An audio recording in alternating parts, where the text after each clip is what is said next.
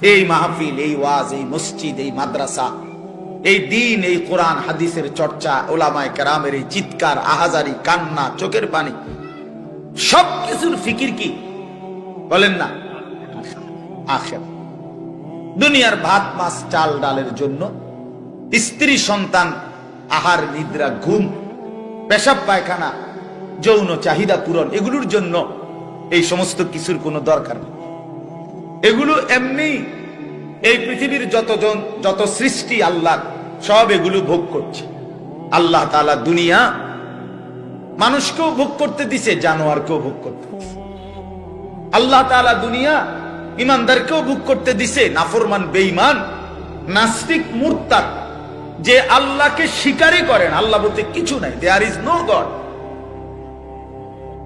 অসংখ্য কাফের বেঈমান এমন আছে যাদের বক্তব্য এটা, দেয়ার ইজ নো গড, ঈশ্বর বলতে কিছু নাই। আমি তো বাংলাদেশে দেখছি একবার 4টা ছেলে, শিক্ষিত ছেলে, ওদের সাথে আমি কথা বলছি, ওরা আমারে পরিষ্কার বলছে, হুজুর আল্লাহ বলতে কিছু আছে, এটা আমরা মোটেই বিশ্বাস করি না। তাহলে আল্লাহ তাআলা তো এই বেঈমানকেও দুনিয়া ভোগ করতে দিছে না? বলেন, দিচ্ছে।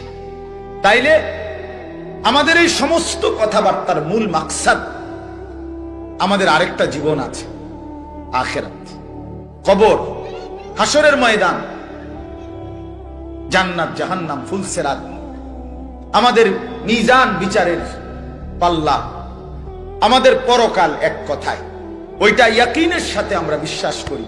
ওয়াবিল আখিরাতি হুম ইউকিনুন, আল্লাহ বলছে তারাই মুমিন যারা আখিরাতকে ইয়াকিনের সাথে বিশ্বাস করে। হইতেও পারে অনেক হুজুর তো বলতেছে, এত হুজুর বলে, হইতেও পারে না, এটারে আখিরাতের বিশ্বাস বলে না, বরং ইয়াকিন। এই যে মনে করেন এটা যে একটা গ্লাস আপনারা দেখতেছেন, এটা যে একটা পানির গ্লাস আপনারা দেখেন, কি এটা? পানির গ্লাস না। নিশ্চিত আপনারা? কিভাবে নিশ্চিত হলেন? কথা বলেন না।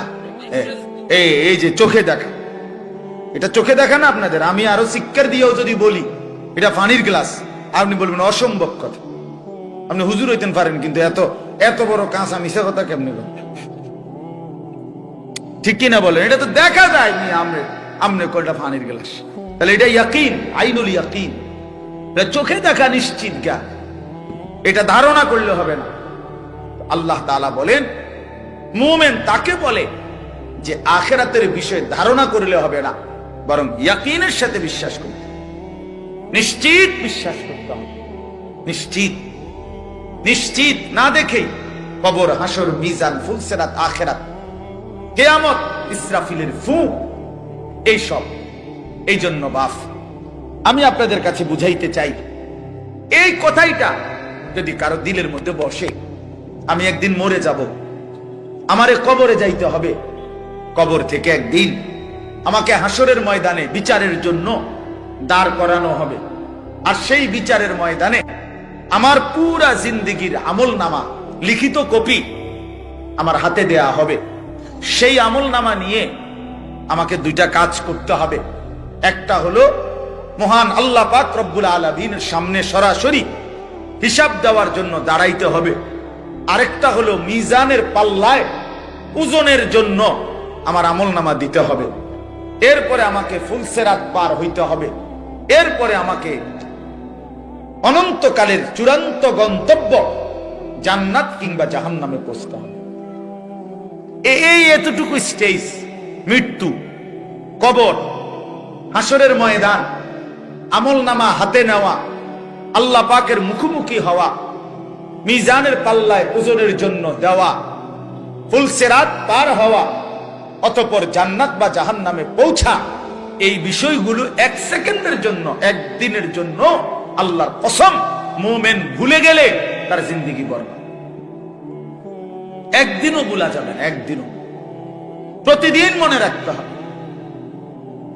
কোরআনুল কারীমে আল্লাহ বলেন, ইয়া আইয়ুহাল্লাযীনা আমানুত্তাকুল্লাহ ওয়াল তানজুর নাফসুম মা কদ্দামাত লিগাদ।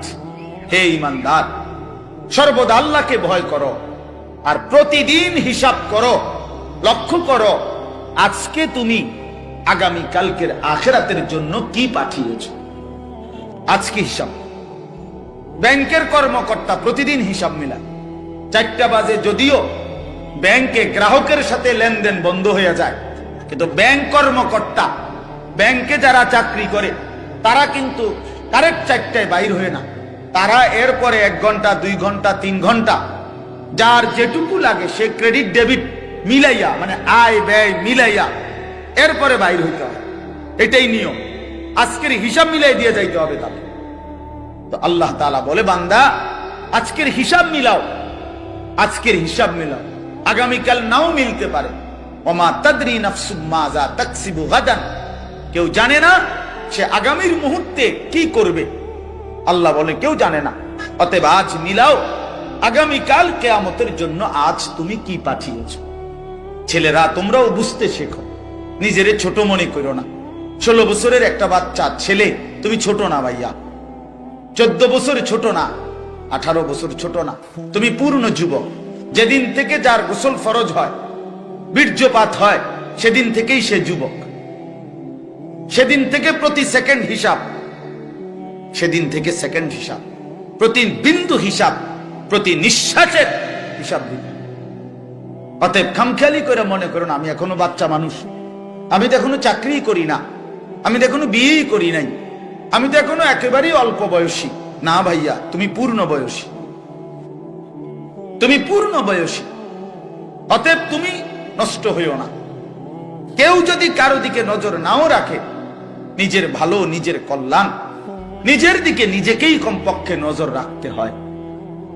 আমার বাবা হয়তো আমার খেয়াল করে নাই, ঠিক আছে, হতেও পারে। কারো বাবাও তো মাদকাসক্ত হইতে পারে, কারো বাবাও তো চরিত্রহীন হইতে পারে, কারো মাও তো অসৎ হইতে পারে। কিন্তু তারপরে কি এই জন্য নিজেকে নষ্ট করে দেওয়া, নিজেকে বরবাদ করে দেওয়া? এই জন্য আমি অনুরোধ করলাম, আমাদের কথা এতটুকুই, প্রত্যেককেই এটা মনে রাখতে হবে। আমরা হাসলেও মরে যাব, কাঁদলেও মরে যাব, আমরা সুখেও মরে যাব, দুঃখেও মরে যাব। রাজপ্রাসাদের ওই অট্টালিকাতে যে থাকে সেও একদিন মরে যাবে, জীর্ণ কুঠিরে যে থাকে সেও একদিন মরে যাবে। অতএব আমাদের যেরকম মৃত্যু হচ্ছে, এই গোটা সৃষ্টি জগতের একদিন মৃত্যু হবে। এটাকেই বলা হয় কিয়ামত। আর এই কিয়ামতের একাধিক নাম আছে কোরআনে। এর মধ্যে একটা নাম হলো আল কারিয়া, এই যে সূরার মধ্যে